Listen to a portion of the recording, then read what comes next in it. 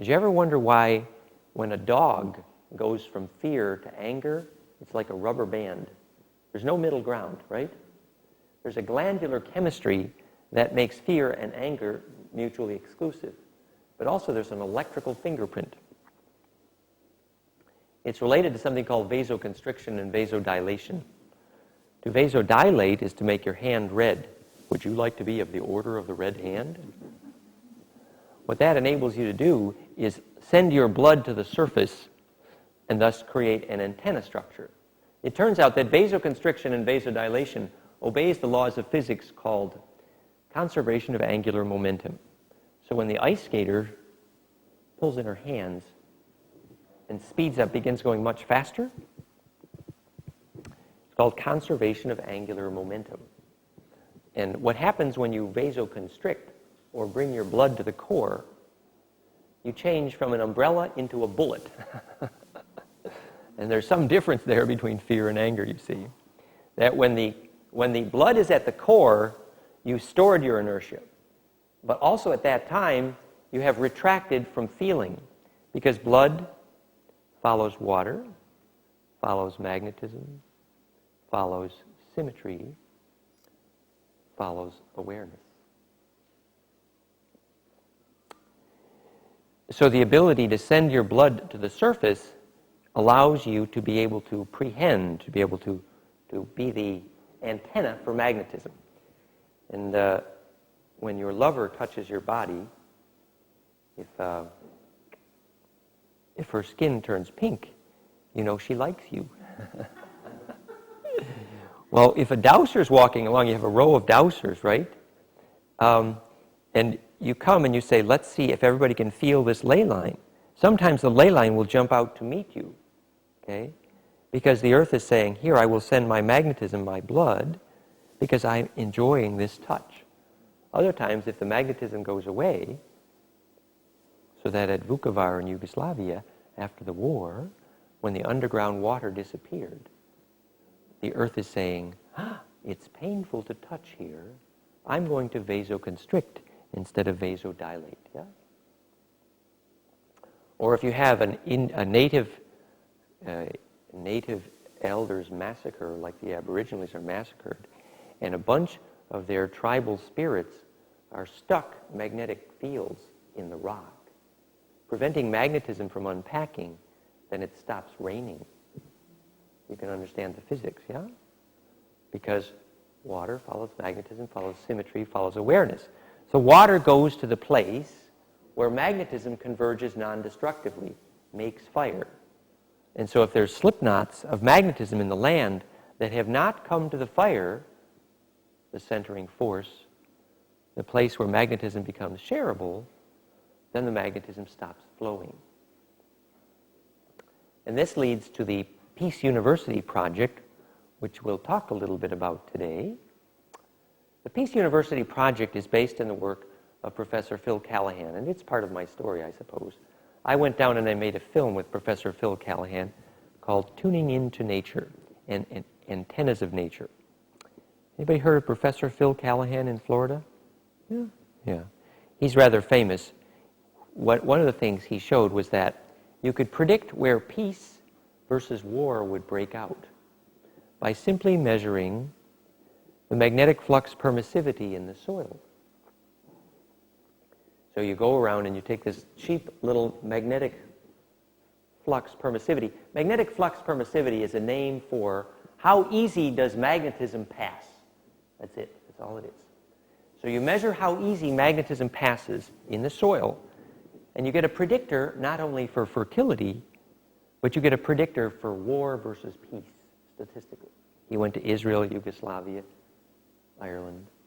He could show that magnetic lines in the soil, when you can't get the magnetism through the soil, you're going to have war. Does anybody know why? The why is because magnetism is the wind on which love travels, right?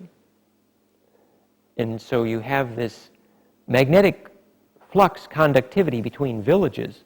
And when the magnetism can move between villages, guess what moves between villages? Emotion, love, that's right. So what would cause the magnetism to not be able to pass through the soil? Yes? Which is another name for lack of symmetry. Yeah. So magnetism follows symmetry, follows awareness. So by restoring symmetry, you create conductivity. And when you create conductivity, you end war. Okay? So what happens is, we know the electrical symmetry of the magnetic field around the heart, which creates peace. You're going to see that measured here. Maybe we'll play at the end of the day today, too. So we'll hook up the little heart tuner, and you'll see the electrical symmetry that enables magnetism in the heart to become stable and make peace. And we see that the shape of that magnetism, which is right here, is the same shape of the magnetism in the land that makes peace. So this is called the International University for the Science of Peace. There's campuses already in three countries. The website is soulinvitation.com/peaceuniversity. Yes, dear. The question was, how would we apply this science of teaching peace magnetically in the land to the Middle East situation? The Middle East is an example of how bees gather at a place where magnetism converge, and they create a swarm. Okay? That's what the Middle East is. Now, the reason bees create a swarm is because they've located a place where enough magnetism converges to begin to braid and make sweetness, which they call honey. We call it oil. Similar concept. So what happens is, literally, you can predict where population centers will grow based on where magnetism converges non-destructively. It's called a sacred site, but it simply means that where magnetic lines cross in a fractal, the compression stored there becomes a standing wave. And the more stable that standing wave, the more sacred the site. So here you have a bunch of bees that are hungry for magnetism. But they have a little problem. You know what their problem is?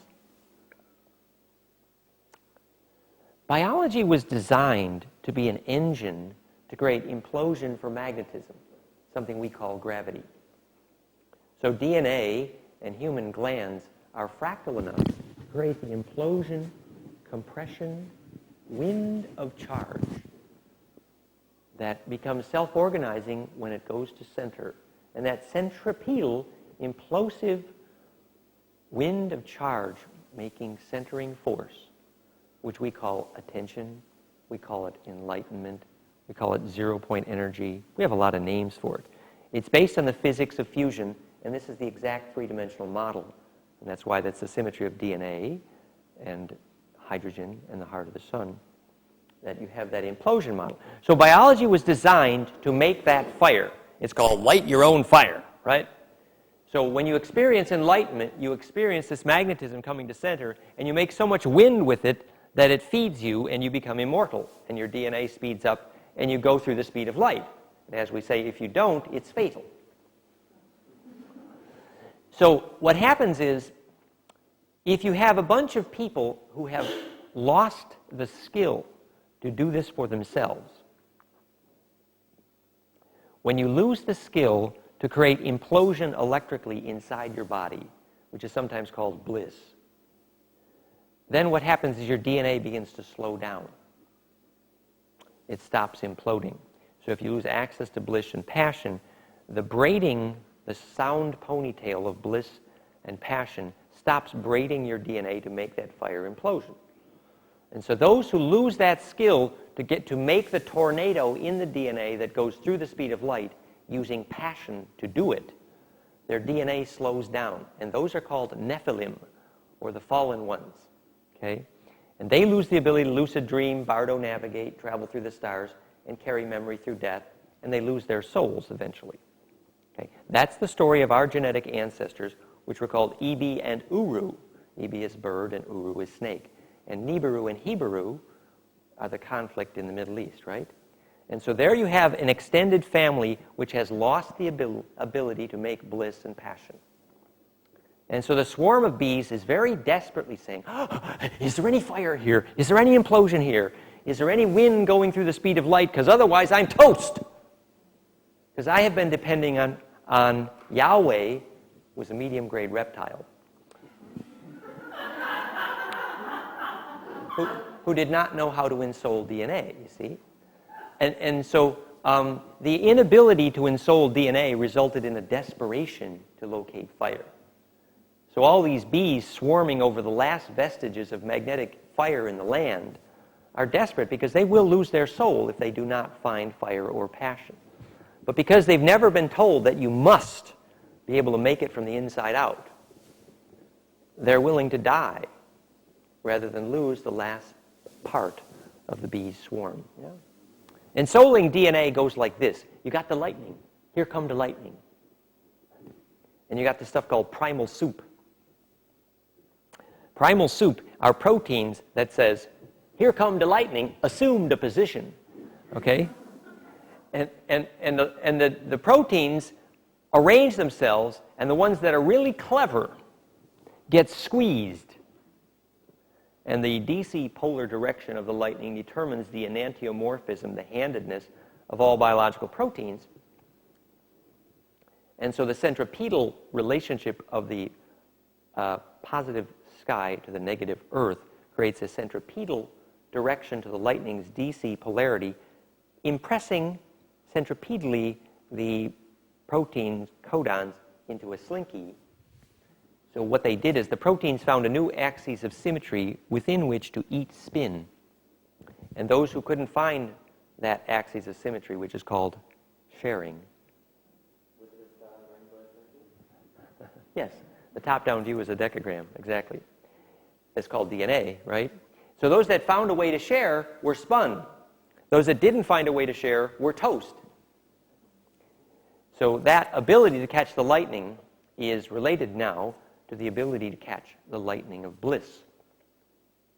Now what happens during bliss and euphoria, Glückseligkeit, is you have lightning up the spine, accelerating, compressing DNA into the Lord of the Ring torus donut.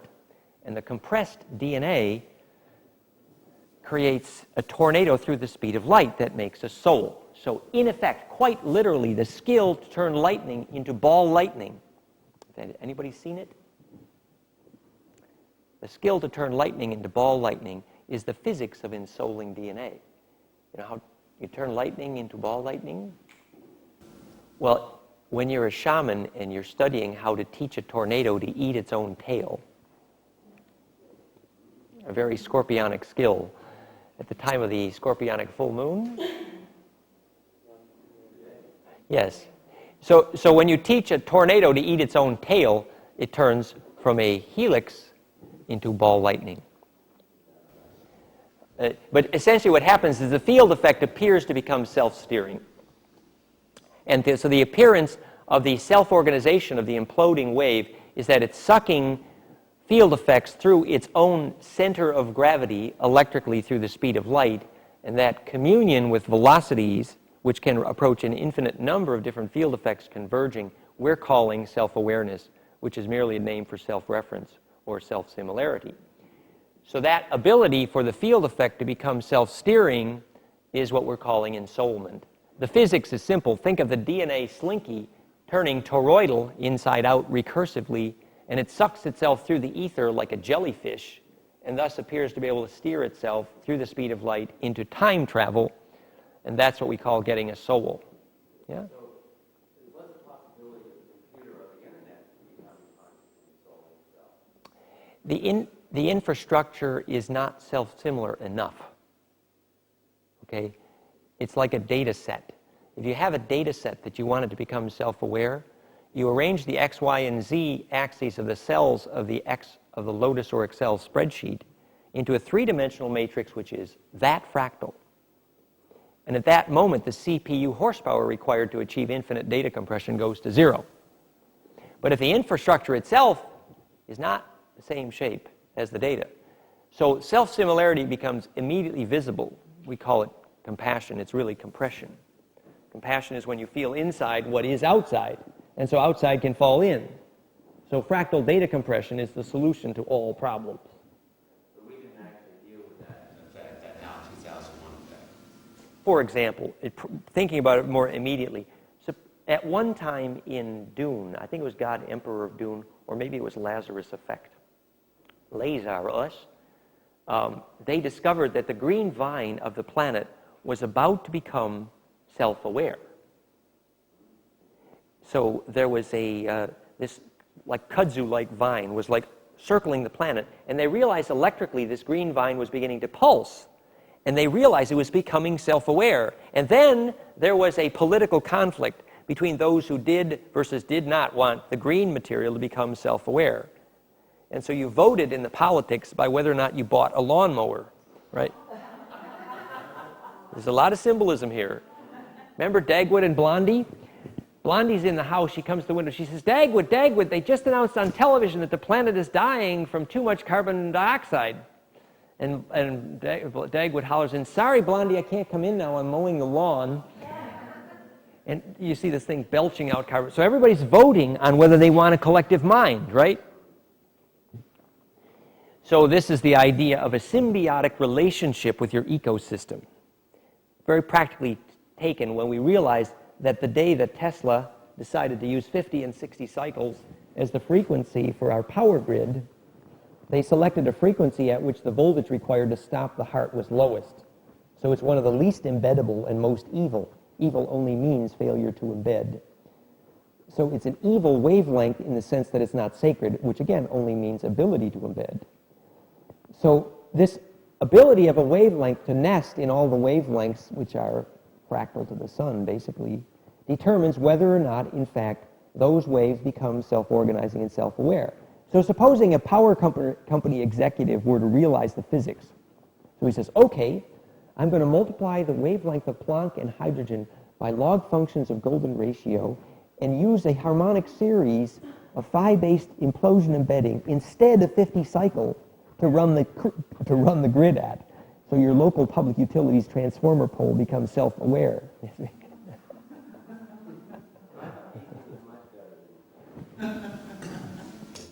All field effects are names for a circulation or a bloodstream of pressure. So DC can be as actually worse than AC in the sense that it creates a pressure which is not embeddable. Anything that does not breathe with the sun creates loss of attention.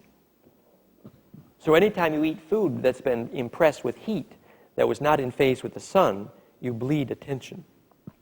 Anytime you put light in your children's classroom, which is not specifically tuned to the wavelength of the sun, you can measure the loss of attention span. Okay?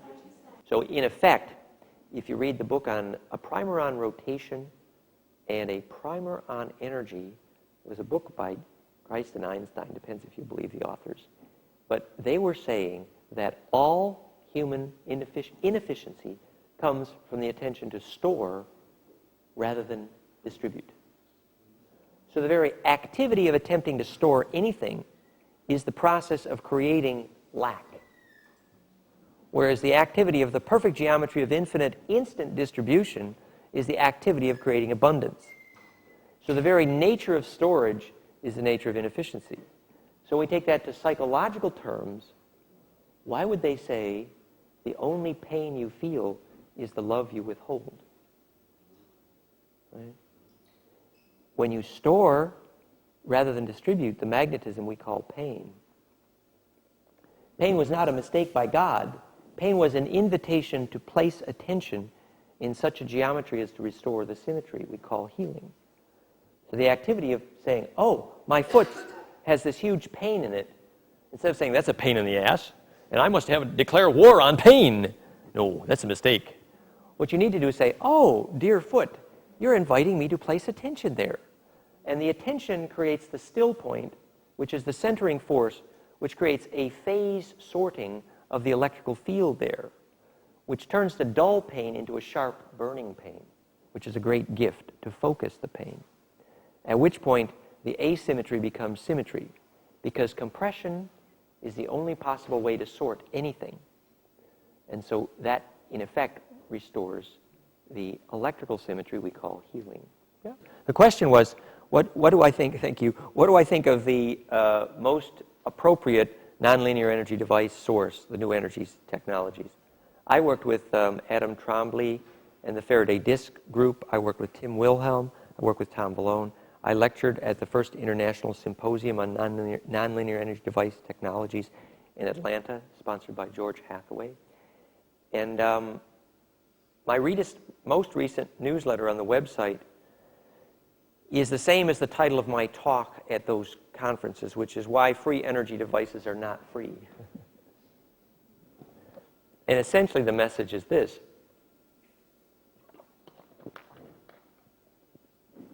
Anytime you arrange capacitors in that symmetry, fractality, you make voltage from gravity. It's not hard. Every one of those devices I lectured about was ultimately based on self-similarity of charge, golden mean ratio-based embedding. Mechanically induced implosion.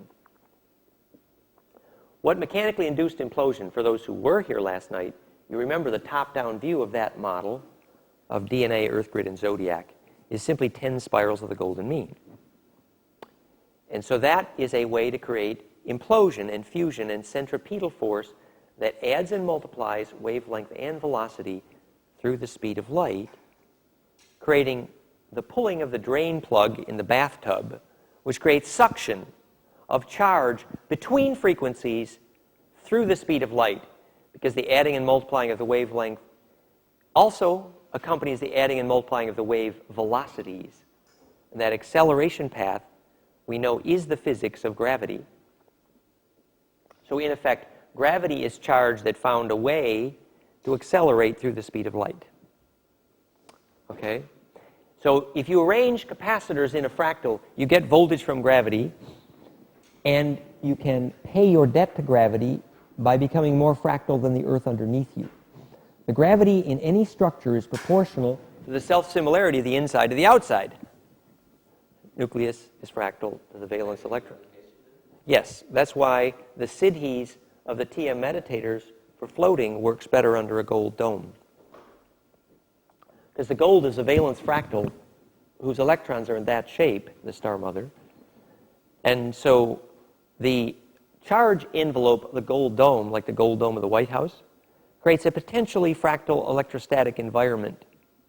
And therefore, you can use that as a matrix in which to establish fractality in you electrically, and thus pay your debt to gravity and float. Well, the point I want to make about the quote-unquote free energy or scalar energy or torsional energy or zero-point energy devices is that, of course, you can get voltage from gravity. What you need to understand when you do it is you are bleeding the gravity field of Earth. In effect, you're bleeding an angel. What happens is that every time you make gravity, you create a way to accelerate charge through the speed of light. And that compression acceleration path is how inertia is pushed into the bloodstream, which is the gravity wormholes that pass between planets and stars. It's the physics of why, as Gurdjieff said correctly, planets and stars experience gravity relations erotically.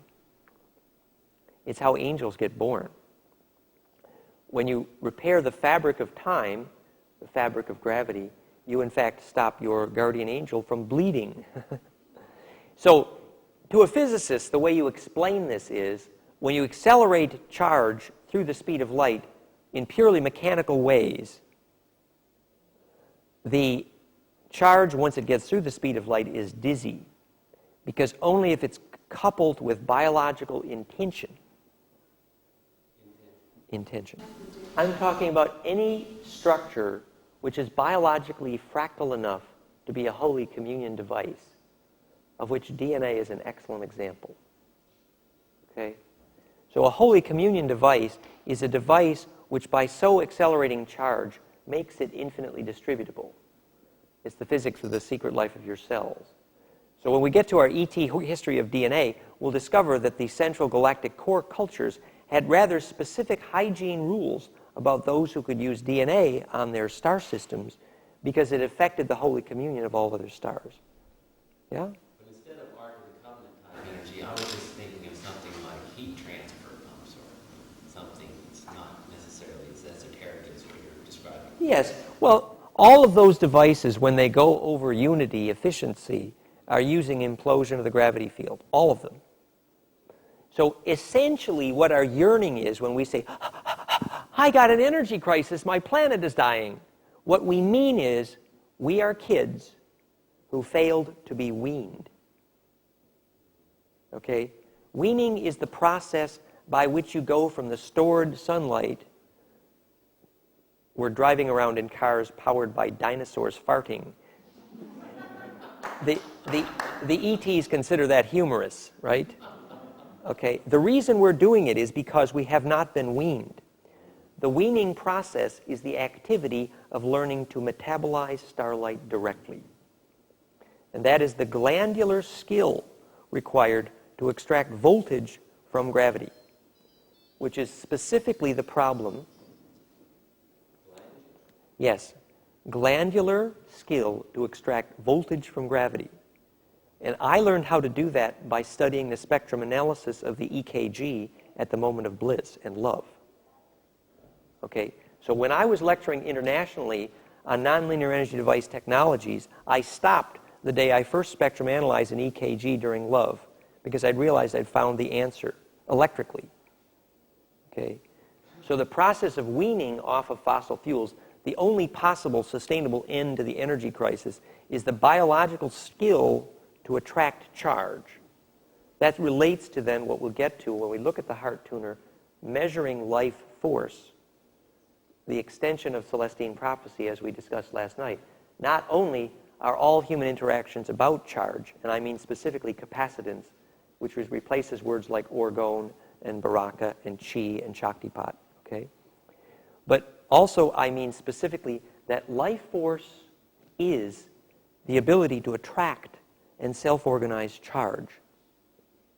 And that ability to make the self-similarity to do that is the role of mind among waves, to teach waves to agree enough to make that centering force. At which point the energy crisis is over. Until which point, however, the gene pool is sucking a mother that's dry. Okay? That's the only long-term solution. Literally, biological bliss is the only possible long-term solution to the electrical nature of the energy crisis. The question was how shape relates to feeling and how that, for example, could be a clue to healing AIDS, was the question, to repeat it. The article that I would recommend is soulinvitation.com/cancer, which is on the CD and on the web in the cancer folder. And in it, we notice that a cancer cell is spherical, literally, whereas a healthy cell is an egg shape whose length to width ratio is golden mean. Okay, so remember last night when we were discussing how the egg arranges its nonlinear dielectric capacitance, the egg white, into the symmetry of an egg in order to become a projectile for sending and receiving charge. So the symmetry of the cell's ability to project and receive charge determines whether you have AIDS or cancer. Specifically, cancer occurs at the moment at which the cell membrane fails to respond to touch by inhibiting replication. So the only definition we've ever had for cancer is something called contact inhibition. That is, if the cell touches another cell, and if the touch of another cell does not prevent cancer, then you have cancer. Whereas if the touch of another cell prevents replication, then you don't have cancer. So it's literally the physics of touch. So why is the physics of touch the absolute clue to the physics of cancer? It's really very simple. Cancer and AIDS are opposites here. Cancer is a membrane that's too hard. AIDS is a membrane that's too leaky, too soft. Okay? Biology exists precisely because there is a tightrope between liquid and crystal. Okay? And so in that tightrope, we're dancing between AIDS and cancer. It's a wonderful metaphor. It's instructional. So the reason that cancer happens is because the way the cell works is it grabs the protein chains and changes the wavelength of food from a long wave up a massaged caduceus enzymatic ladder to very short waves. And when metabolism is done in the cell's fun of metabolizing is taking long waves and braiding them up a caduceus, a xylophone, to short waves. So when metabolism is finished, the cell has produced high-quality ultraviolet light, something called blue fire or sex juice. It's the blue light district. And ask any biophysicist, and he will tell you that high-quality ultraviolet light is the only motor driving cell metabolism.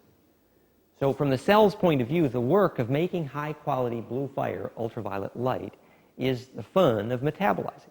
So now the cell is done eating its food, and it made its ultraviolet sex juice.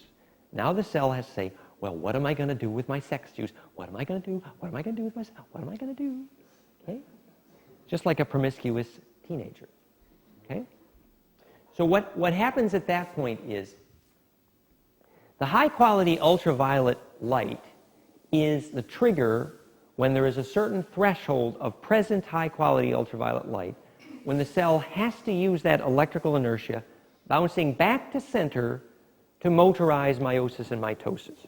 So physics will only discover the electrical trigger to cancer when they measure the excess of the ultraviolet field that results from the inability of the cell to distribute its ultraviolet light. It's blue fire cocoon. Remember in Cocoon, if this is foreplay, we're in trouble?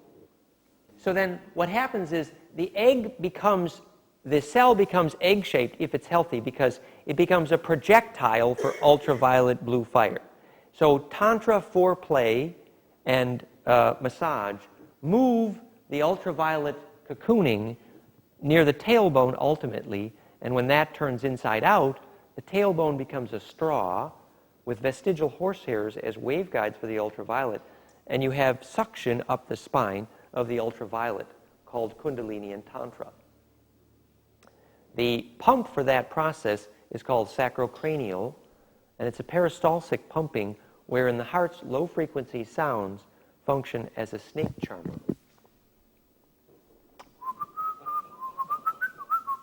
And so then what you have is the ultraviolet juices coming out the high brain. Well, the classic cancer is where you had a way of distributing the ultraviolet, your lover touched you on your breasts, and then your lover died, and then you get cancer of the breasts. Because you had no way of expressing your passion, which was to say delivering your ultraviolet juices. Which is why any activity that delivers passion from the body, the ultraviolet cocoon, which is visible, is an activity to reduce cancer. Now, AIDS, on the other hand, is an activity where you've dissipated so much of the ultraviolet. And I give the example from the psychological literature. When they had a statistical group of people who were HIV positive, and they asked a battery of questions, the question that was most statistically successful in predicting the first to die was the question, would you do an unasked favor? Those who answered yes of the AIDS population were the first to die. So you understand this idea of a leaky membrane not able to hold its own charge. Yeah? Emotions are mapped as musical wave functions. And I give the example of the Centix work from soulinvitation.com/touch. The question for the video camera here is, how do emotions fit into this? So just briefly, I will just show you this little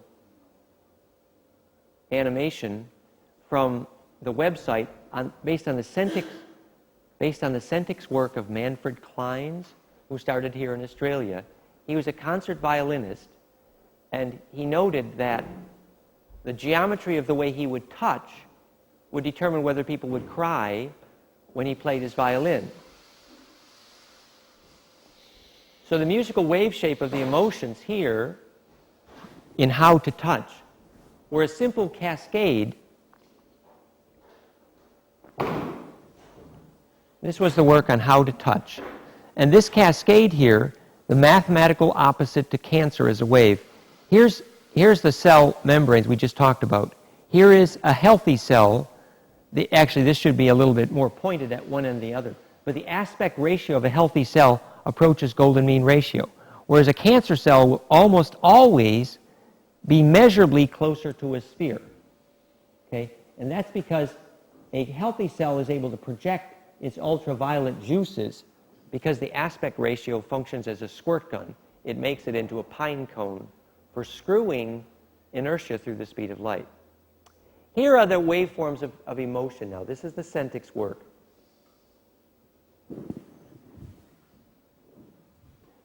Manfred Clynes notices that when he touches his violin string, you touch the violin string in a way, this is a change in pressure over time.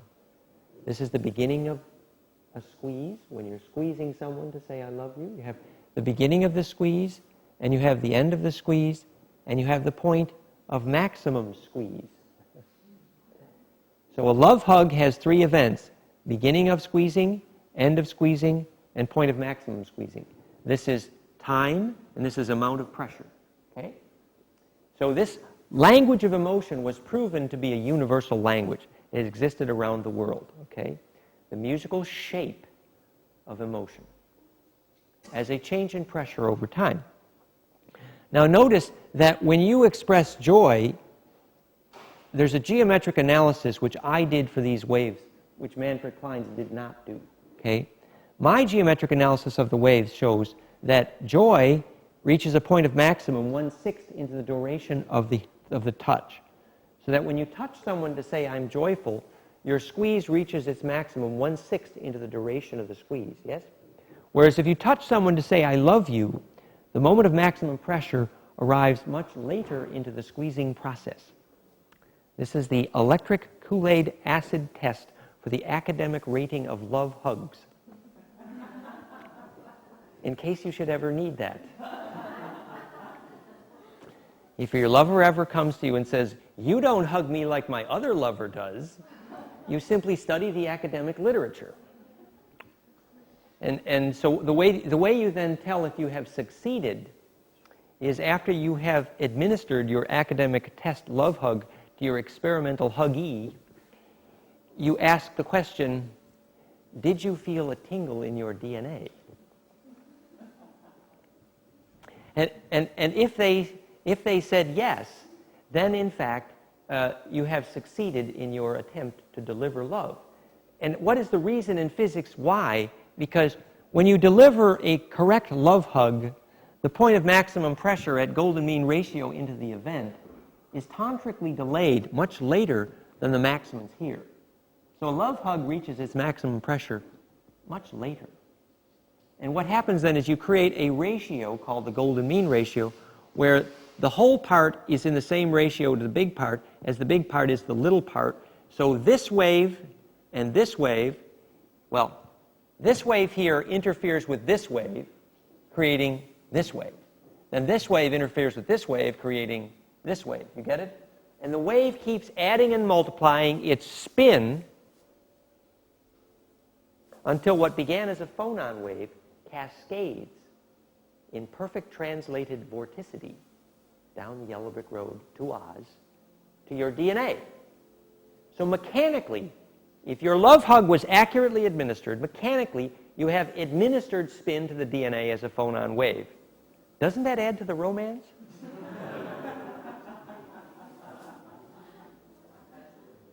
Okay, so this is a clue of the electrical nature of emotion.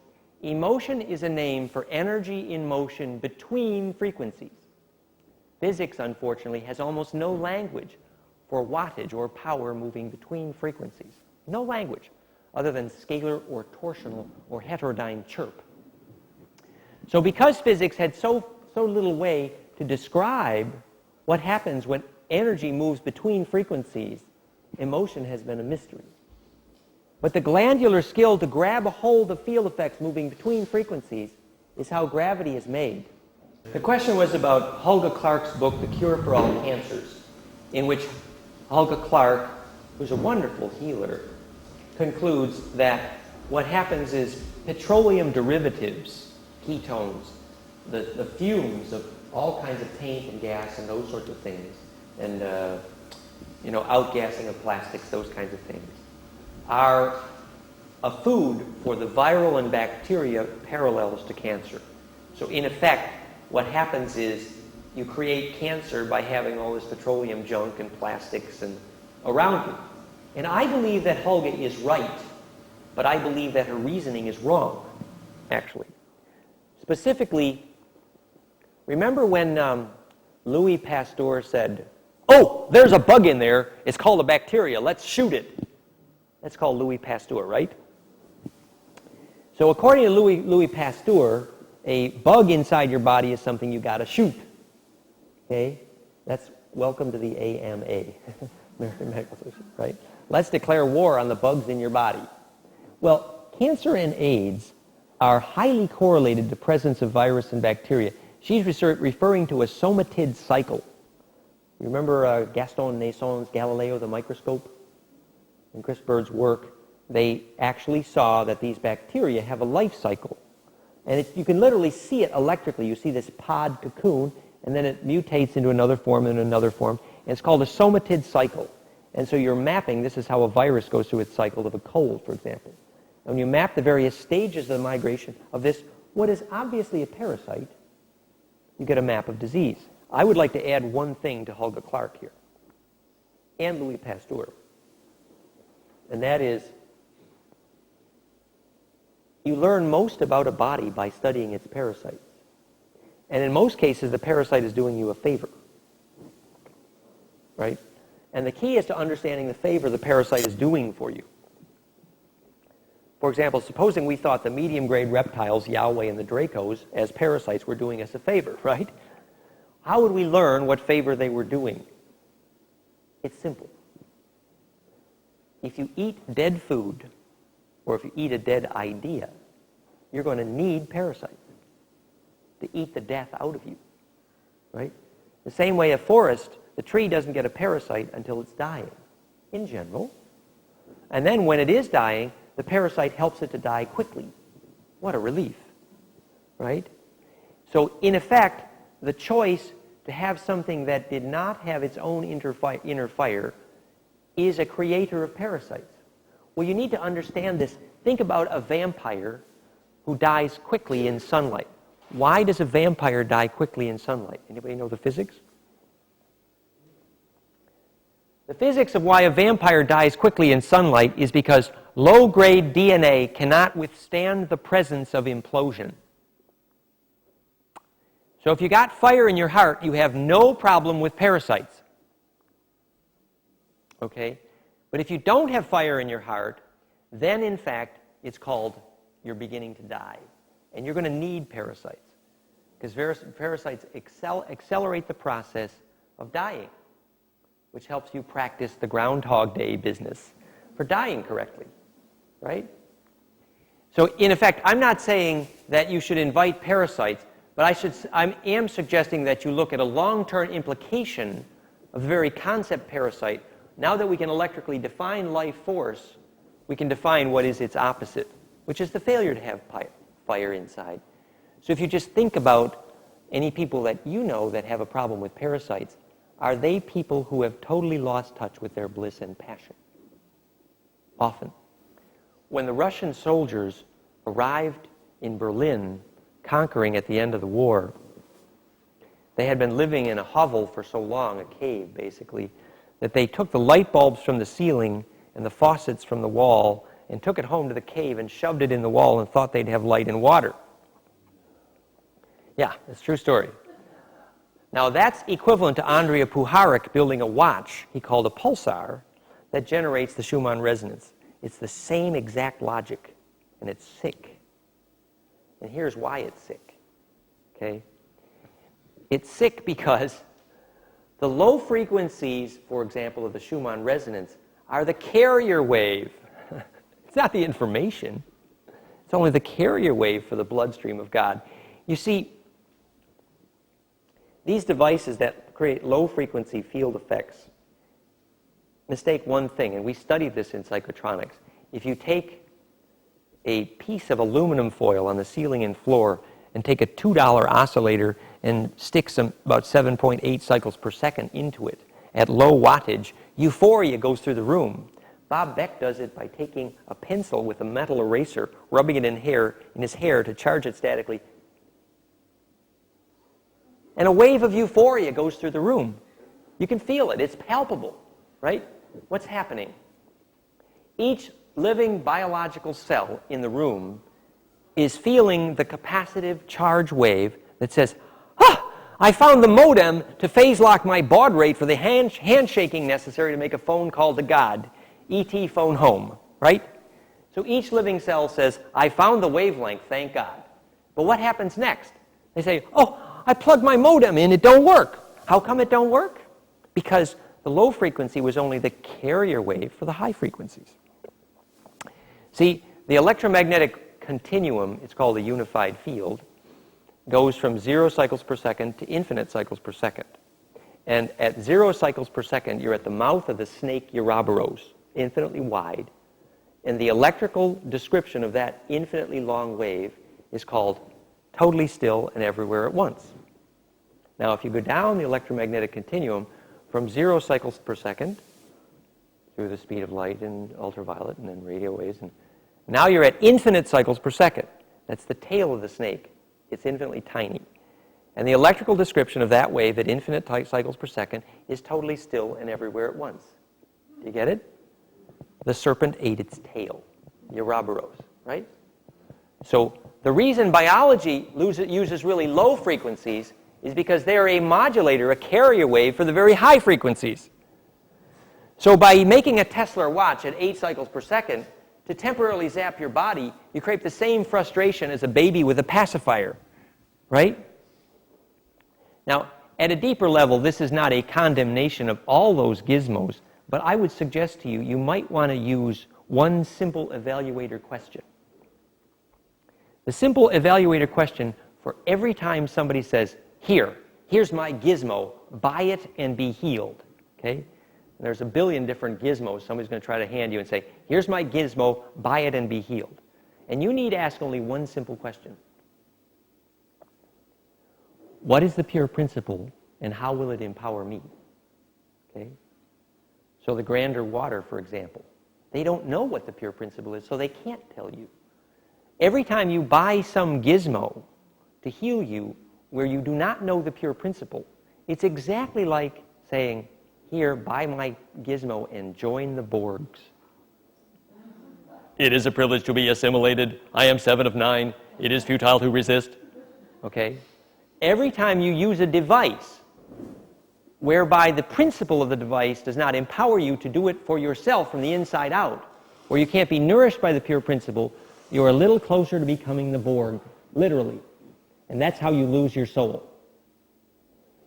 So the point of these devices is that every single one of them says, well, gee, there was some recipe to get magnetism through the speed of light. Some people call it tachyon. Buy my tachyon bead and go through the speed of light. You don't need your heart. Oh, you don't need my tachyon bead, right? So everybody has a little bit of a taste of this principle of how to go through the speed of light, because everybody knows that they're going to be dead if they don't get through the speed of light. People are at least intelligent enough to know that. And if you can't make it for yourself, buy my gizmo, right? So the long-term solution is you can use the gizmo just so long as you learn that it helps you learn to do it for yourself. But if it doesn't help you learn to do it for yourself, then in fact it's not self-empowering. Self-empowerment is the equivalent of self-awareness because it is the test for whether or not when you do die, you will in fact be able to steer the magnetism. When you die, you're going to lose about 4 to 10 ounces of weight at that instant. And there will be a magnetic field that has been compressed through the speed of light at the center of your DNA. And the ability to navigate that field, called having a soul, is very simple physics. No religion required. It's simple physics, and it's pure principle, and it's a compression device. And it is the make or break moment for a biological structure. And so at that moment, all the gizmos you bought all your lifetime are not going to help you unless you learn to make your own inner fire. That's one little generalized comment. So I was telling you a little bit about the stories of me, and we got sidetracked delightfully. We were up to our ass in alligators when we remembered our initial intention was to drain the swamp. So after college, I went to be a systems analyst with IBM, where I worked in Detroit, Chicago, and Poughkeepsie, and then a teacher at the IBM training school in Chicago was a Gurdjieff aficionado. And one thing led to the next, and I quit IBM, which is a very un-American thing to do. My mother assumed I went off the deep end and lost it. And I went to, as she put it, study to be a guru in the Gurdjieff School in West Virginia, a place called Claymont.org. And it's a place where we learned the sacred gymnastic, a bliss dance, and we learned the meditations, etc., and the movement and the diet. And I began to have my first intense Kundalini experiences. After that, I had Kundalini experiences which became intense, more and more, you could almost say, life-threatening Kundalini, lightening up the tailbone kind of stuff. And fortunately at that time, rather than be diagnosed schizophrenic, which is the American medical way of handling Kundalini, I was fortunate enough to be adopted by Ben Benthoff, the biomedical engineer we talked about, who wrote Stalking the Wild Pendulum, and who later called me his guardian angel. And I was adopted by Lee Sanella, MD, the doctor who wrote the book on the medical aspects of Kundalini. That, plus my background in psychophysiology, I realized there was an alternative to be called insane, which was to understand the biological, magnetic nature of human bliss. Subsequently, I traveled and had very intense experiences at the Sea of Galilee and in the Great Pyramid and the Andes. I went to Findhorn with Bucky Fuller and got in a lot of trouble, I guess you could say. And then I returned to my hometown and became an electrical engineer in my father's electric business and was Sparky the motor whiz and answered 100 phone calls an hour, sometimes about electrical problems, for 10 years. And I invented a line of electrical devices called phase converters for allowing single-phase motors to run on three-phase motors to run on single-phase power. And I began lecturing on nonlinear energy devices. And at that time, we founded the first holistic newspaper of Western New York. We started a Waldorf school, a community called Crystal Hill Farm. And it was a rather colorful time. I then sold the farm, and we started a community in North Carolina called the Circle of Life. It was a geodesic dome designed by Bucky Fuller and installed by John Denver. And we had a community there, and it was very colorful. Could tell stories for hours on that one. And then I was invited to found the first transformational video company in Broomfield, Boulder, Colorado by Jurka Reisevi. And we founded Transicom Gaiam, which today is Explorations Magazine, the largest distributor of transformational video on the planet. And he bought us all the toys that CNN could not afford, and I became a digital video animator. And many things happened. He would invite Hancock, Bouval, Temple, Lawler, all those guys, Cotterell. They all used to come to Boulder, and we'd have these gatherings. And at that time, I was invited to speak to the International Flower of Life facilitators in Cave Creek, Arizona. And the day I did that, I received invitations to speak in 10 countries around the world. And I began to wander around the planet, which I've been doing rather too much.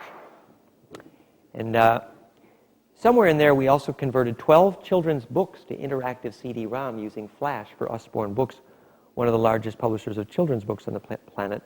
And I got my bliss from being an animator. Animus anima, to animate, right?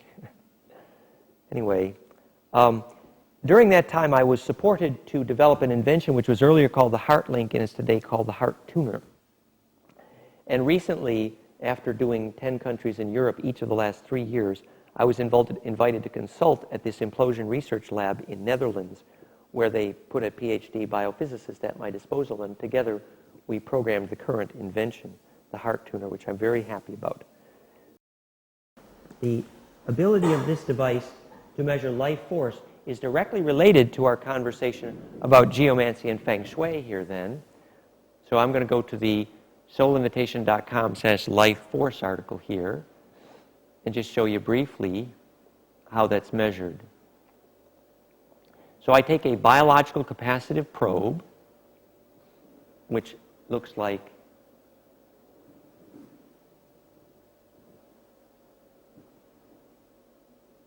I guess I left it in the red case. I'll show you on the screen. The biological capacitive probe looks like this. There's an example.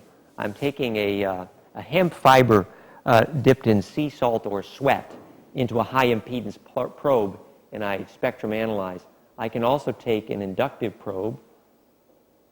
The mother, where's the inductive probe? There's the inductive probe. Basically, it's just a coil, okay? And by spectrum analyzing the charge, here I place that probe, see the probe right in the tree there, okay? And I charge amplify the capacitive field of that tree. Here I found a tree that was dying, and I figured out why. The tree was picking up a 74-cycle powerful beat from a huge metal fence that was nearby, that was pointing at the tree. And the geomantic magnetic pollution of that fence was measurably, documentably killing the tree. So we can understand. Whereas here, I have a healthy tree, and the tree responds as Yorn approaches and actually loves the tree. He sent love to that tree. And later we measure the harmonics of the EKG phase lock with this tree. So cohering the tree's capacitance, here's another example. Here's on a cycle. This is a good one. This is when Jan, who was our programmer, went to hug this tree. It was quite real. So this is before and after Jan approached the tree and literally hugged it. This was a good example. We find that people who understand the feeling quality of sacrocranial work, where you feel the long wave component in the spine juice, are better at hugging trees, okay? Because the ability to feel and phase lock with a very long wave is capacitively how you entrain the tree and cohere its field. This is where the tree's electrical field capacitively absorbs or phase locks with that of a person. We believe the physics of tree communication is a charge, capacitive-mediated event, because it takes such low wattage to communicate charge over a distance. So you begin to see that geomancy is the discussion of a capacitive link-up between biological structures at one level. Yeah? The question was about, does one plant feel another plant, and can we measure it using capacitor in this way? The transducer that Cleve Baxter used, actually I bought one of his polygraphs once, was basically GSR, galvanic skin resistance, for plants. So he was measuring a change in resistance over time on the leaf surface. And indeed, there was powerful communication in that way emotionally. This transducer, the capacitive probe, we have used more for what I would call higher amperage emotions, and we haven't done much of that work yet. One of the issues we have is this kind of work here with the capacitor is picks up mostly noise if we do it in a room like this. We have to be mostly out in the woods because the charge capacitive field of biological force is so weak that anything with 50-cycle noise in it messes it up. But I do think that's good physics because most bliss and euphoria experiences occur far from power wires for that reason. So we have more work to do in that regard, that's clear. This is some of the original work we did. Here's the cascade waterfall of a tree being affected by emotion. And here's a dramatic example. The tree's field effect became very coherent in response to this person's heart. And there was a plot here.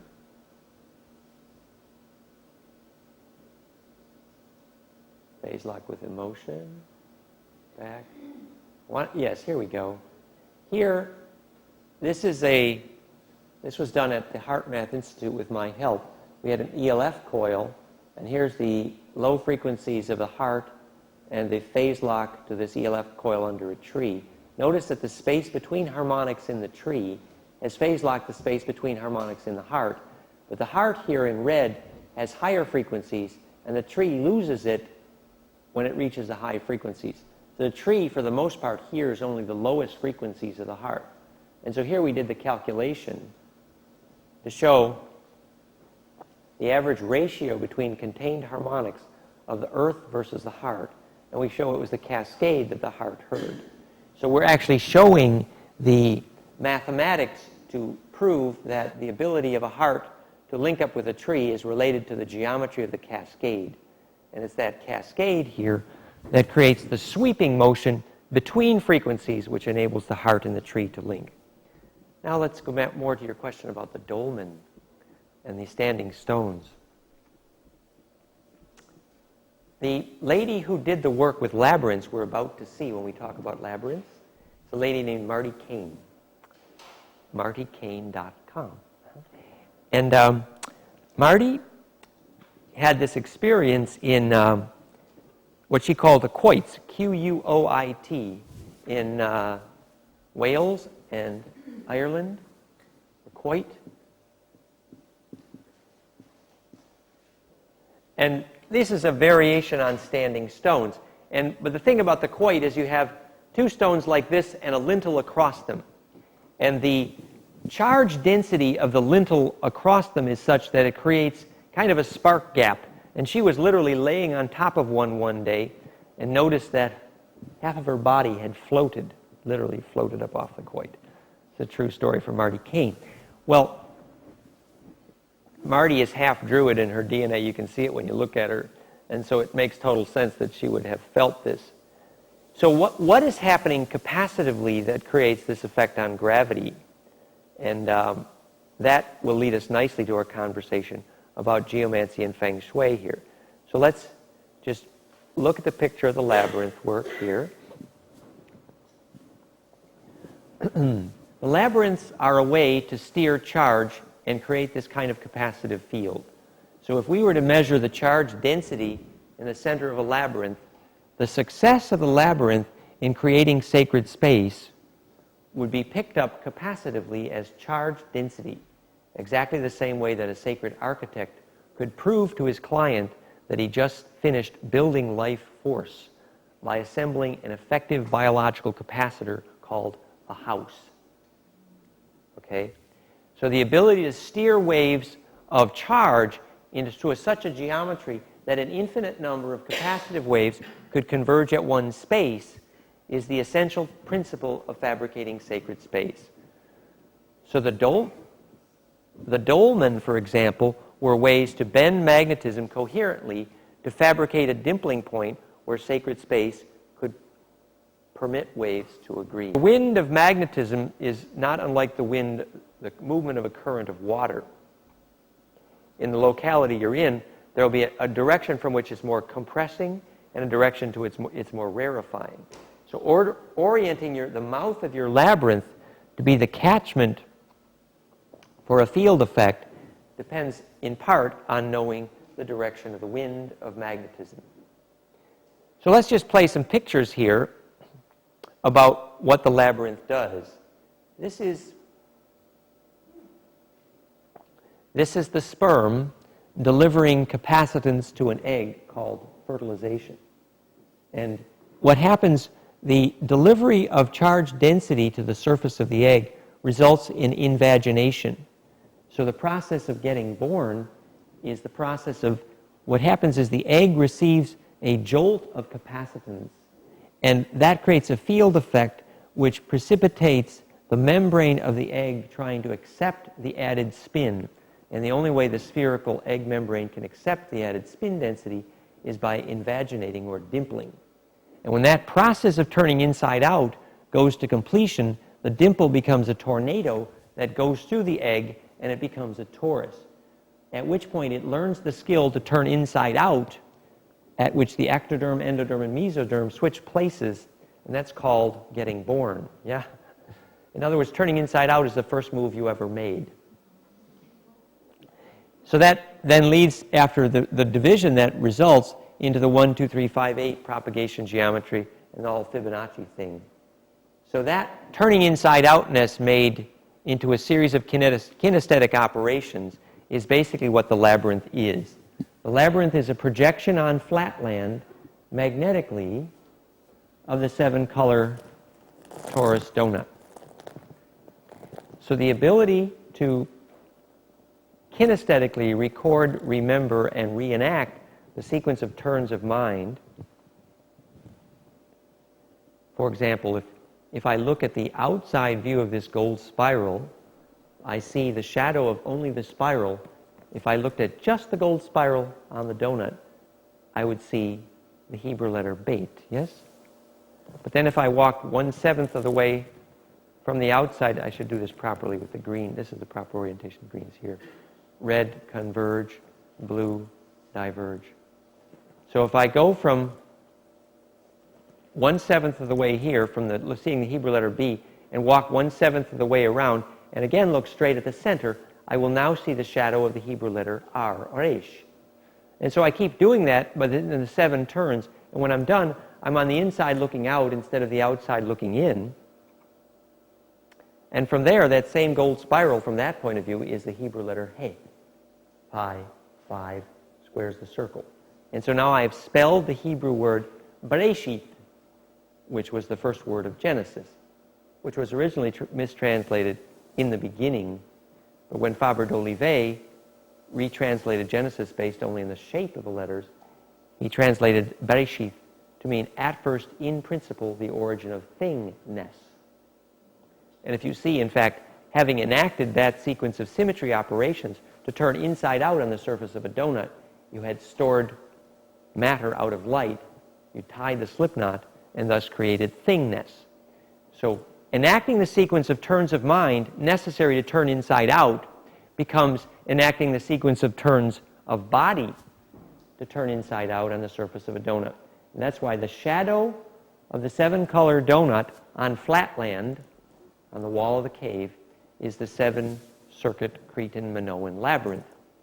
Yeah? The labial are nth. And the inside and the outside are in the symmetry relationship of a penis and a vagina. It's phallic, really, because it's instructions in dimpling.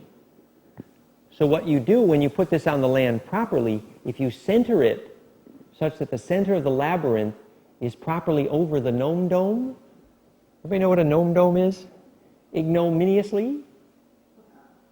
A gnome dome is a name for the upwelling current of underground water.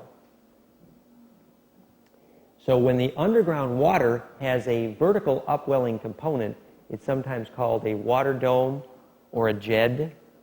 That is a place where the magnetism, instead of going in strictly rotational inertia under your feet, has created an upward or a downward dimpling. And the upward versus downward dimpling of the underground magnetism sets the direction for the underground water coming up or down. And that dimpling versus up versus down determines the sex of your labyrinth. Yeah? Projective versus receptive.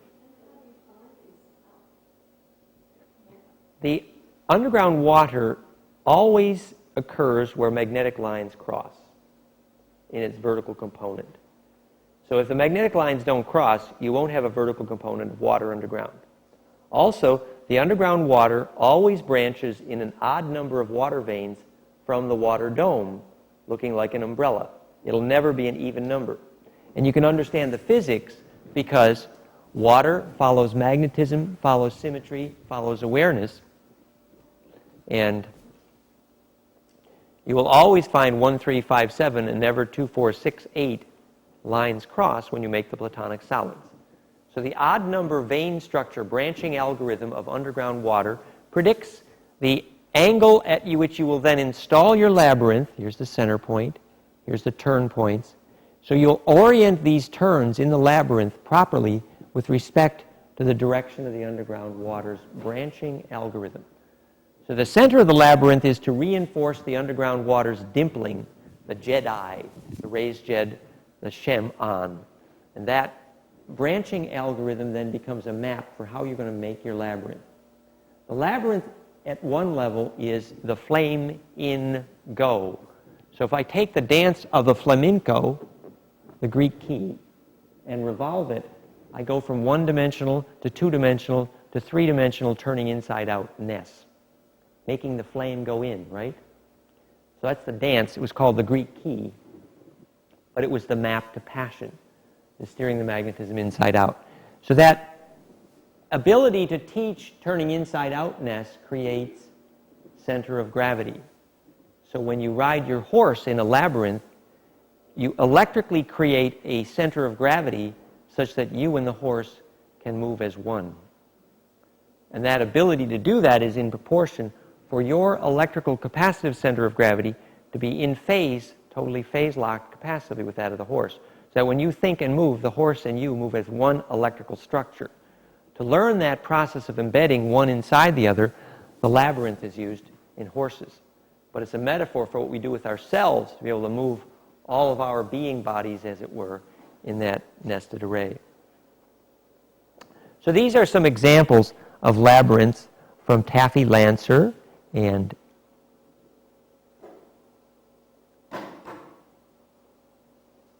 Kay Torres and other famous labyrinth people, Missy Reynolds in North Carolina. Notice the choice of stone will usually be paramagnetic material. What is paramagnetic? Paramagnetic is stone that bends magnetism coherently like a lens. Diamagnetic, examples of paramagnetic would be limestone or quartz-based materials. Diamagnetic materials, on the other hand, is that which would break up or fractionate the path of magnetic lines. Examples of diamagnetic stone would be sandstone. You want to use paramagnetic stone for your labyrinth. You do not want to use diamagnetic stone. If you want more physics on that, I recommend Phil Callahan's books on paramagnetic versus diamagnetic.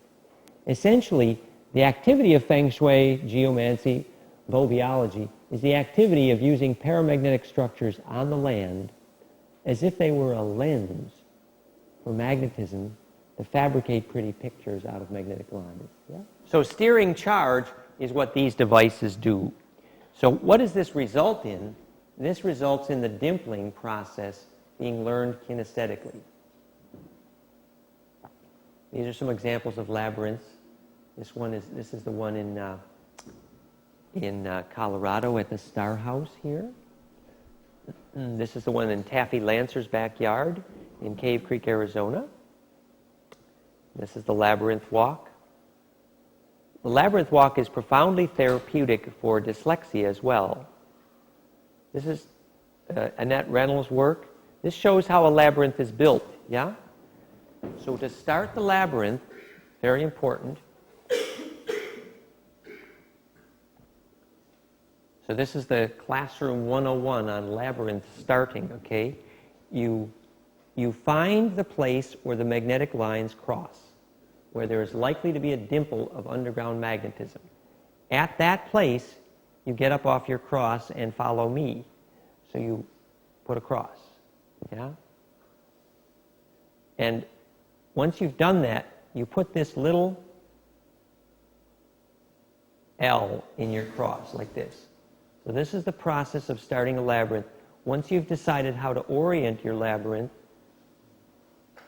you got these L's in here, right? And this is going to be the mouth of the labyrinth down here. Okay? So now I'm going to put 4 dots in there like this. So that's how you begin your labyrinth. You've decided the width of the labyrinth is at least wide enough to be able to walk it. But you need to extrapolate that about 7 times this is what you're going to need out here. You can judge the size of your labyrinth by multiplying by 7 the size of the aisleway there. So ultimately the scale of the labyrinth doesn't matter as long as the ratio is correct. And the ratio is such that it can steer the magnetism of the land. Yeah?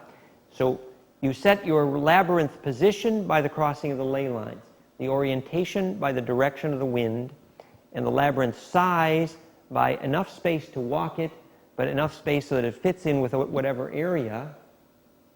Because when you're done, it's going to be a giant vortex sucking in magnetism. So you make those decisions. And then I'm going to do the inside-out trick. Okay? I'm doing this with a different color pen so you'll be able to see the origin. I start here at the top center, and I'm simply going to go over and under. Okay?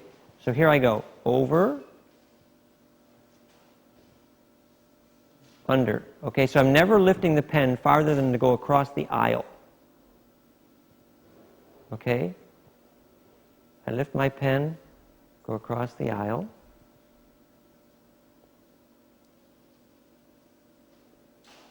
You see, there's nothing that even requires any skill here once you lay out the central template. Okay? So I'm going over and under and over and under. I don't have anything to remember, anything new to invent once I lay out the first template. Okay? Now I'm forming the mouth of my labyrinth. And actually the goal is not so much that the walkway paths be perfectly even, so much as they actually follow the magnetism of the land. So if there's some strong magnetic feature in the land, it may well deflect the angle at which some of these cross. Yeah? And so now here, I have a turn point here. Let's use a different color pen. I only have two colors here. But the turn points are critical points. This one here. See these turn points? So when I laid out my labyrinth, I was very conscious of the angle of those turn points with respect to the branching algorithm of the underground water.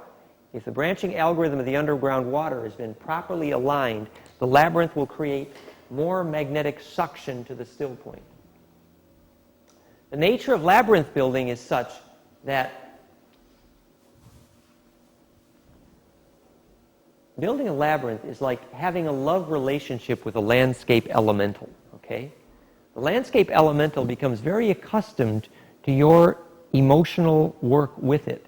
And it's rather bad form to make a labyrinth and play with the gnomes and elementals and then leave them alone. They don't like that, okay? So if you build a labyrinth, it's like building a relationship. It's something that you should visualize, imagine as a long-term commitment. Because what you're doing is you're creating a place on the land where the magnetic lines are going to implode and dimple and send biological magnetism through the speed of light. So you're creating an erogenous zone for the planet, quite literally. So the planet is not going to like it if you start a lovely, nice, touchy-feely relationship and then you disappear one day and never come back. The most elemental labyrinth is the one we've been looking at, the 7-circuit labyrinth, as it's called, which is the Cretan Minoan. But here we have some pictures of the 13-circuit Chart labyrinth, okay? And indeed, here you have a 13-turn geometry, which is the Chart labyrinth and the walking path, yeah? Now, in the more complex labyrinth, you have a longer spin path to the 0 point. And the 13-turn labyrinth is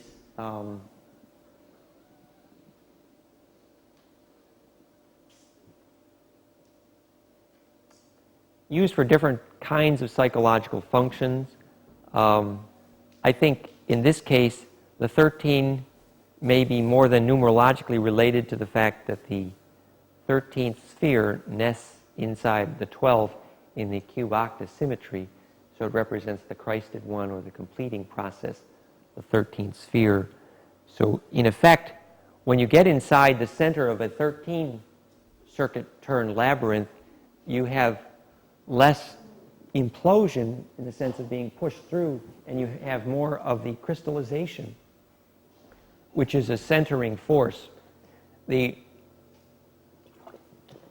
13-circuit labyrinth was used more by the Templars, who built Chart. And the Templars were worshiping Magdalene at that point. The Mag tradition was using hex symmetry on some occasions because it created a storing rather than a delivering of biological magnetism, which in some cases for hive mind functions is more useful. So personally, I consider the 7-circuit labyrinth as having more astral hygiene than the 13. If we look at the zodiac star maps we're going to talk about later in the day, we see that during early history, the zodiac star maps were a mirror image of the stars, but then at a certain stage in history, all the zodiac star maps were a direct projection of the stars. So we go from a stage where we're created by the projection of stars to a stage where we then begin to create stars from here. And so you go from up to down, from receive to send. So ultimately, those symmetry operations become what's called the tree of life. So we have this little animation here. If you climb the ladder of symmetry from the tetrahedron to the cube to the dodecahedron, you're climbing this tree of life, the ladder of symmetry. And the ability to do that on the land is the process of making the land a magnetic cauldron for this Jacob's ladder. When you're on Jacob's ladder, it would be boring if you could see the top or the bottom, right? And notice that it's helical. So what that in effect does is it feeds spin symmetry to the surface of a grid. So this is grid engineering 101, that the more axes of symmetry that can be superposed at one time, the more the soap bubble resists popping, which is the immune system of the Earth's grid. So the frequency harmonics of multiple axes of symmetry create a grid as a soap bubble that does not pop. That's called Gaia's evolutionary octave. And this is from Anti-Gravity in the World Grid by Becker and Huygens, rather famous. And even at that time, ancient times, the dodecahedron was seen as the key to the lock of the grid, yeah? So this ability to embed is how you got into the grid. The combination of the ecosa and the dodeca made this geometry possible. So the dodecahedron becomes the foundation stone of Steiner and the symmetry of DNA, Earth grid, and zodiac. This is the early Star Mother model. And this is the 15 great circles in 3 dimensions of the Ouroboros, the Ophanim Angels grid. 3 circles per cube, 5 cubes per dodeca equals 15 great circles in perfect symmetry. So here's how you begin. You find the magnetic cross in the land and you enact it in stone. And later that becomes the labyrinth. The labyrinth is sometimes implicit and not explicit in Native American stone circles. So what is your stone structure doing? Here's an example of a stone structure. It's called ex cathedra, or cathedral for short. Ex cathedra means from the chair, which is from the place of leverage. So the chairman is the one, the cathedra. The chairman is the one who has access to the magnetism of the earth. It comes from the word catheter, which means access to blood, the catheter, which comes from the word cathar, which is very cathartic, right? Okay, which is the place where the magnetic blood of the land is unpacked. And what you're suggested to notice here, as you're looking at the cathedra of Machu Mandir, of the Mother in Aurobindo in India, what does it look like? Here's a hint. Look at that picture. Now look at this picture. This is a virus. You see how the virus gets access to the blood? It does it with a screwing motion. The virus is mostly DNA. The DNA comes down here and screws itself through the cell membrane. So cell membrane gets screwed. And the result is penetration. That's what a cathedral does. It screws its way into the grid. Now the grid doesn't mind giving up a little bit of its blood if it's going to create a structure that can serve Gaia, the collective mind, yeah? So the first thing that has to happen to make a cathedral is to make the earth bleed, which is what happens when you raise a sword from a stone. The S word from the S tone, you get the line from the circle. That's what the Jed, the raising of the Jed, is called. And the one who can do it is called the Jedi, right? And this, in Sumerian, was called the Shem, the raising of the highward firestone, the Shem stone. And the person who did it was from An Anunnaki, which is Monday's story. So the Shem-An, shaman, was one who could raise this highward firestone and get the magnetic blood to converge. Has anybody here ever seen a dragon come out of the earth and fly? There's a famous book in geomantic circles, or a good book, I don't know how famous it is, by David Yarrow. It's called The Dragon in the Ice Castle. And it's about magnetic lines in geomancy and feng shui. Now, in The Dragon in the Ice Castle, David describes very vividly one day having this experience of seeing a magnetic current clairvoyantly, very clearly, come out of the earth and begin to fly. The dragon took wing. At first we thought these Chinese people telling these dragon fairy tales were telling fairy tales. Not true. It's physics. If you take a fast enough shuttered video camera and you look at a bleeding power company transformer, you see these magnetic worms coming off of it that look like parasites. And at first they seem to be able to steer, but then you realize they're a little bit dizzy. So the transformer, by being unable to embed, is creating astral pollution. And the astral pollution comes in the form of these magnetic worms, whose ultraviolet cocoon comes off the transformer, and you can see them with a digital video camera, or if you're clairvoyant. Yeah? Well, that's what happens to these magnetic fields coming out of the earth. Some of them are a little bit parasitic because they don't know how to make their own fire. Others of them are the true high-winged Draco dragons. Well, this ability to evoke the dragon current was called the thumper in Dune. Anybody ever remember? The magnetic worms in Dune? Shai-Lud. It was the name we later called Shai-Lud the devil. But Shai-Lud was the name of the children of Uru, which was the bastard son of Enlil, later called Metatron, I think. So this ability to evoke a branching algorithm in the magnetic worm of the shapeshifter of DNA was related to this ability to raise the Jed, the sword from the stone, to evoke a magnetic field that went in a line when it used to go in a circle. Magnetism in a circle is called matter. Magnetism in a line is called energy. The translation of vorticity that makes the difference is a spin path. So this led to what's called the harmonic module plan. Supposing you have 4 billion human beings whose DNA is intensely aware that it's going to be fatal if you cannot get through the speed of light. And so every time your DNA thinks it's close to be able to squirt an ultraviolet shape-shifting magnetic worm through the speed of light, your DNA gives it a shot.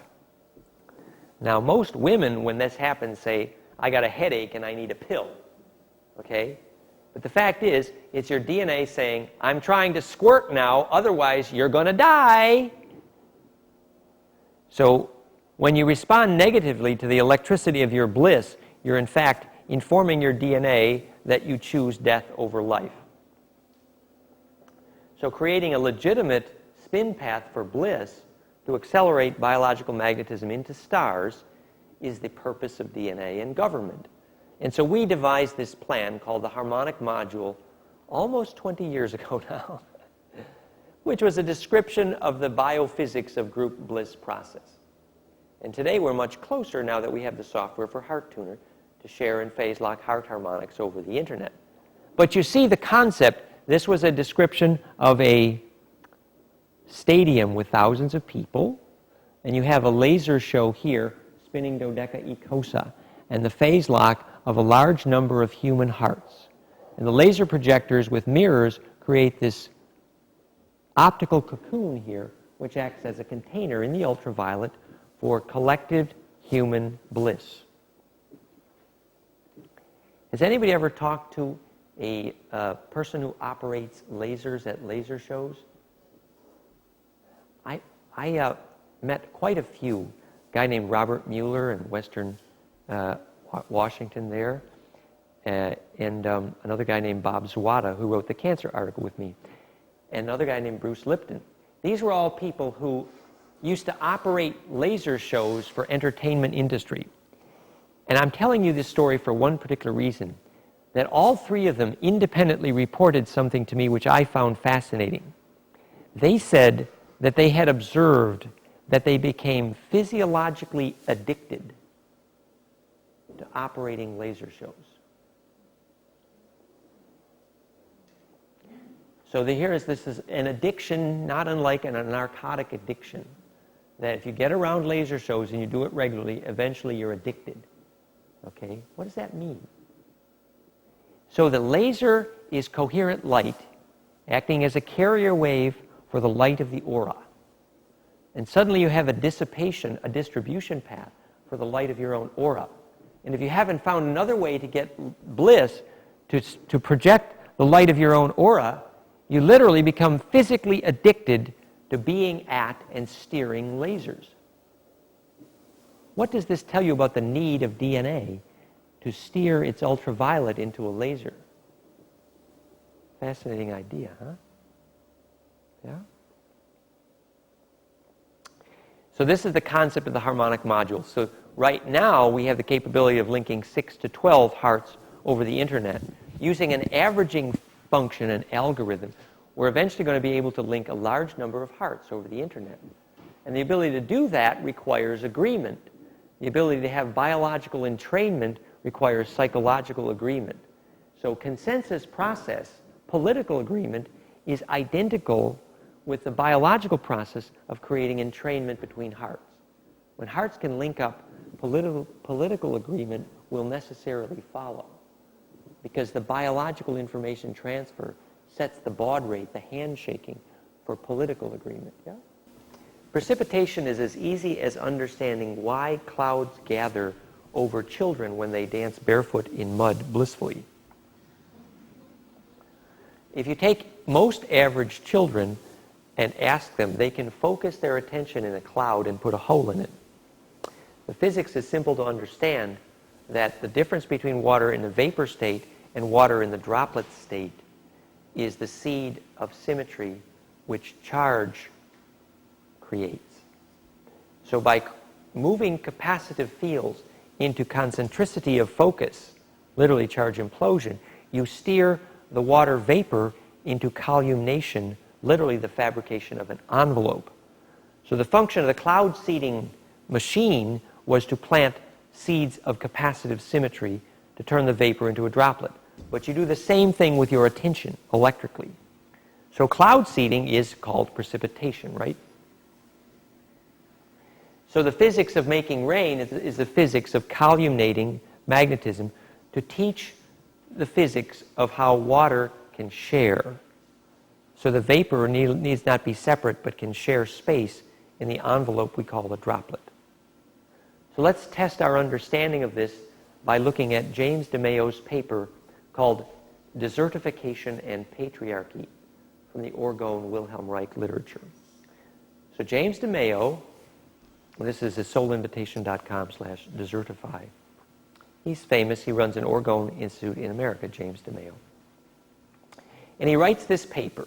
And what he observed was, if you are an archaeologist or an anthropologist, and you make a map of the spread of laws making public affection illegal in North Africa, you would have made a map of the spread of the Sahara Desert.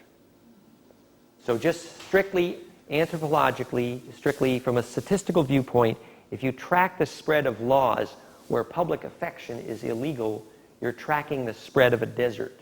It's simple population data. Okay? So now, having observed this statistic that if you pass a law making public affection illegal, you create a desert, we need to understand the physics. The physics is, when you touch someone, what happens is that the shortwave in your body has the opportunity to check for symmetry with respect to the longer wave of magnetism in someone else's body. And so there's a moment at which the magnetism inside you and the magnetism inside the person you touch check for which waves are shareable, called symmetry, with the result that touch is literally the creation of the possibility of biology's first longer wave. So creating long waves in biology requires columnation, which requires touch. So in effect, what happens is that passion and glandular touch and the ability to fabricate long waves in people creates columnation in the clouds and thus rainmaking. Or, for example, when Bill Witherspoon put a Sri Yantra in the desert by carving a shallow ditch in the shape of a Sri Yantra, which was like a mile across, it was huge. was the size of, 6 football fields. And then he just pours paramagnetic sand in the shallow ditch in the shape of a Sri Yantra. And he measured the improvement in rainfall and soil fertility over the next several years. He fabricated a microclimate. It's like the lady who arrived at my farm. I used to say the princess on the pea. And she said, "Oop, please remove the screen from the window because it's fractionating the air." If you take a flow form which has braided water into extreme laminar coherence at the bottom, improved seed germination, surface tension, specific gravity, and sorting solids by mass, and light scattering coherence measure. If you take that same water and you pass it through a sieve or a strainer, you lose a lot of those wonderful possibilities, probabilities. And what's the physics? The physics is that the laminar coherence is a braiding operation that if you fractionate it, you create death. So extrapolating the principle here, fractionation is death, fractality is life. Yeah?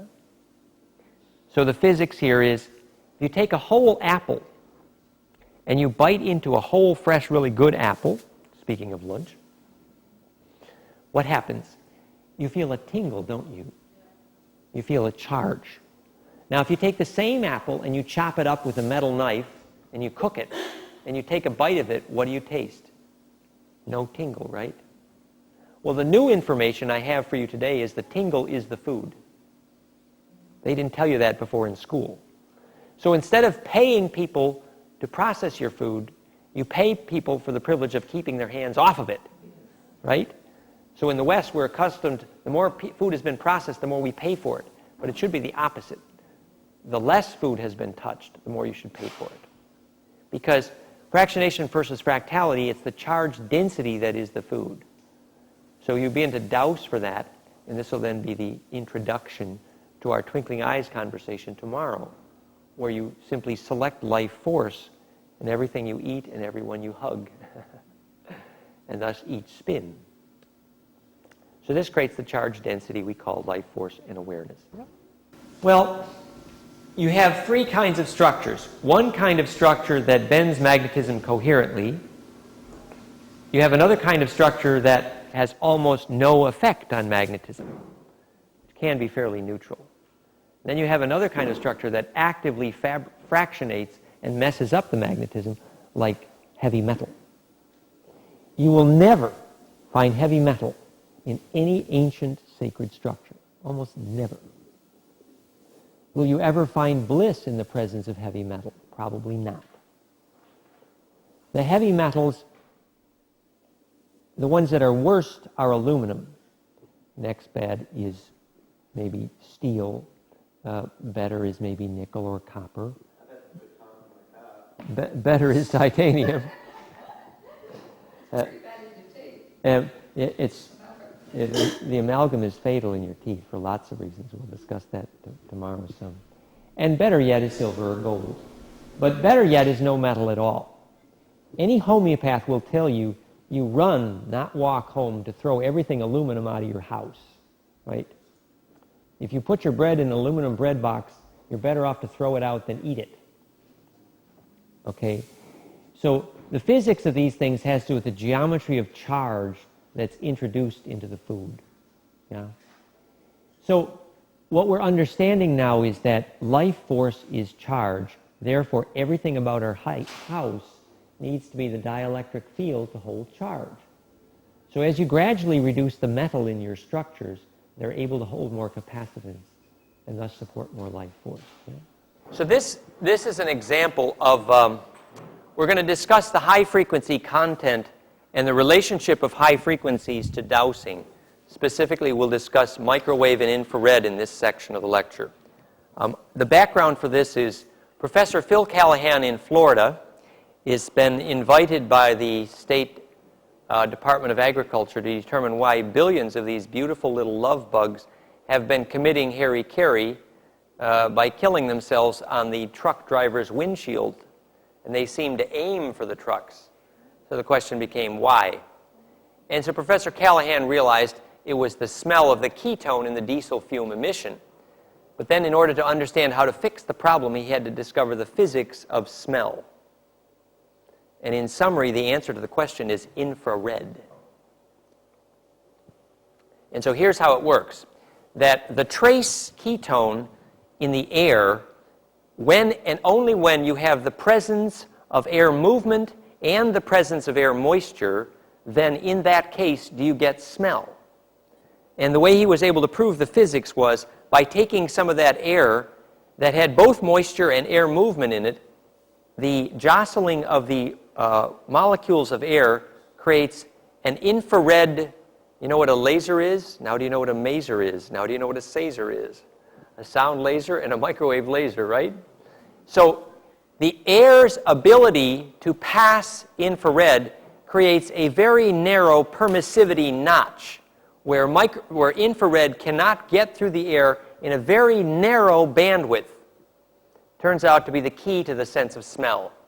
So physicists who tell you that your nose is smelling 1 part per billion, per billion, per billion, per billion, per billion molecules is crazy. That's not the physics of smell at all.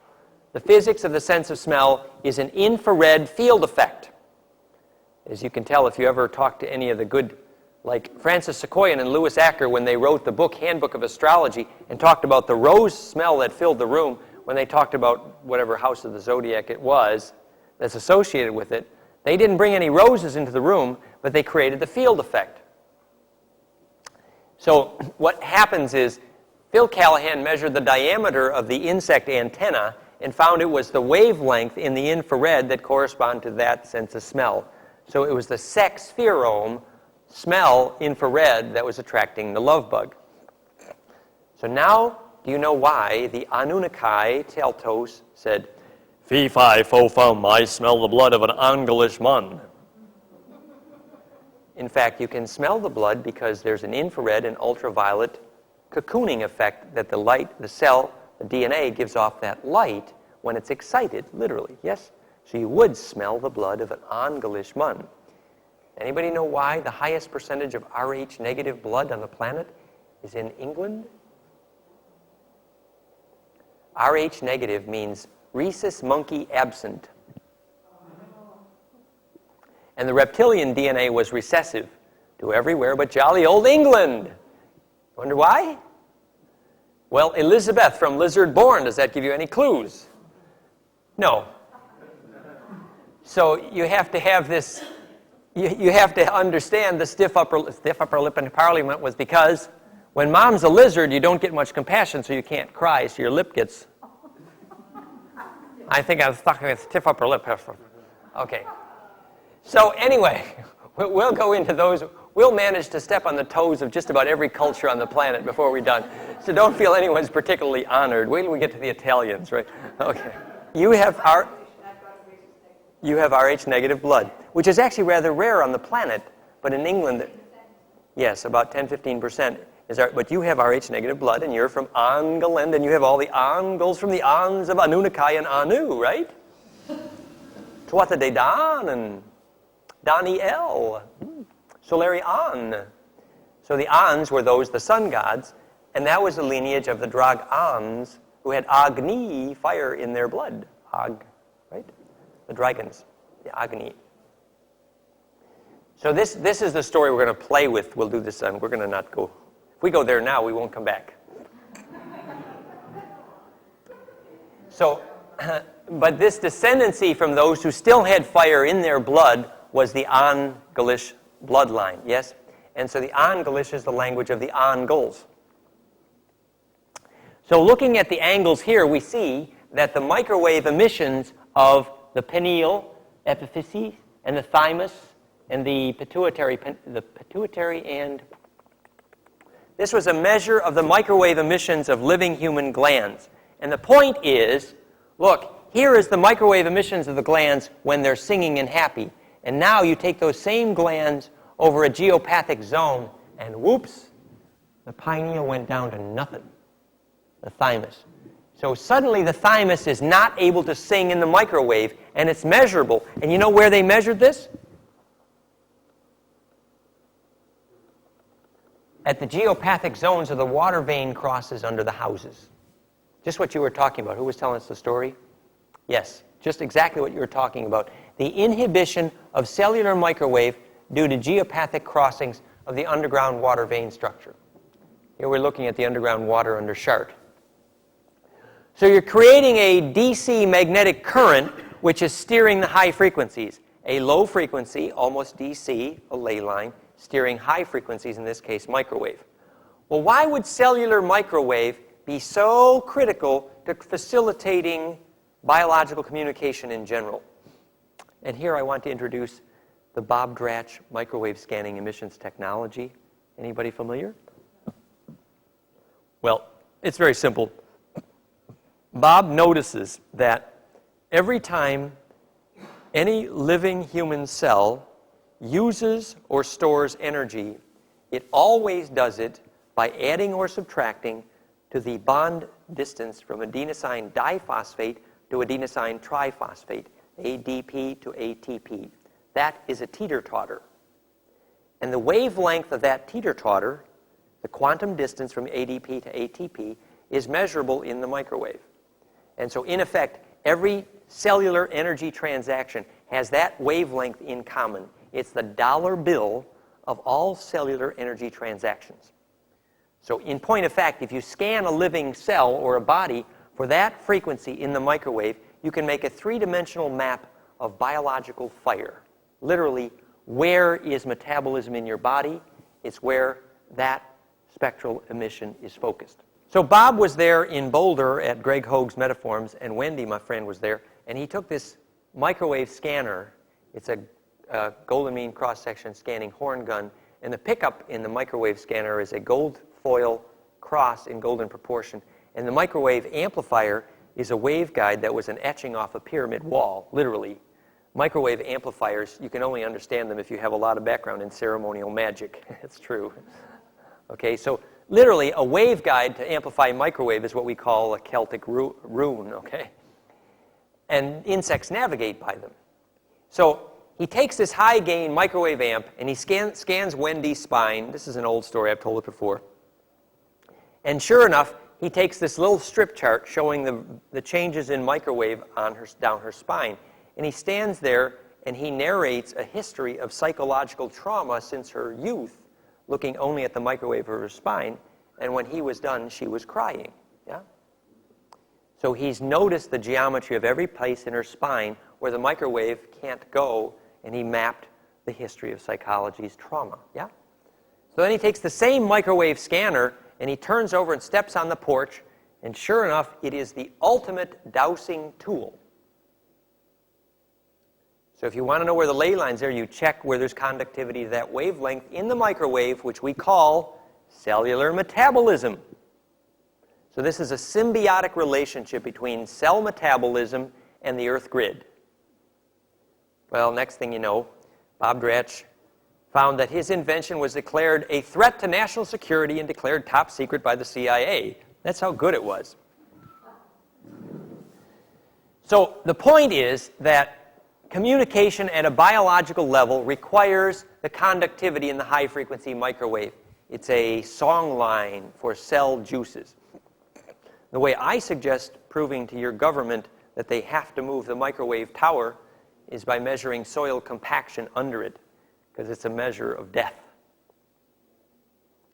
So the hazard of microwaves in your cell phone, etc., is very real in my view and should be avoided at all costs.